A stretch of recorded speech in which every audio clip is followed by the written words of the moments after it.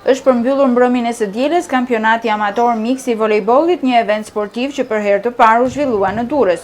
Një ditë më parë u luajtën 2 ndeshjet e fundit ku për vendin e tretë u ndeshën ekipet e Energy Gym dhe Universitetit Aleksandër Mojsiu. Vendi i tretë i takoi skuadrës së Energy Gym, ndërsa në finale u përballën ekipet Elvis Group dhe Deutsche Sport, ku skuadra Elvis Group fitoi 2-0. Me këtë rast u zhvillua dhe ceremonia shpërndarjes së medaljeve dhe kupave për fituesit e 3 vendeve të para. Kampionati amator i volejbollit u organizua nga Akademia Sportive Teuta dhe klubi Shumë Sportësh me po të njëjtin emër. Interes ka pas duke pa marrë parasysh edhe prezencën e publikut që ka ardhur në shkallat e pallatit të sportit. Dhe synimi jon në një të ardhme ky ishte që t'i afrojmë njerëzit me sportin pavarësisht moshës, pavarësisht nivelit.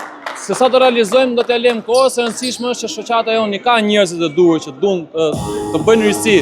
Në këtë event sportiv morën pjesë 8 ekipe të krijuara nga institucione shtetërore dhe kompanitë private, të cilat u përballën me njëra tjetrën në ndeshje me nga 2 sete secila. Organizatorët synojnë që ky event të kthehet në një traditë të bukur dhe të zgjasë më shumë në kohë.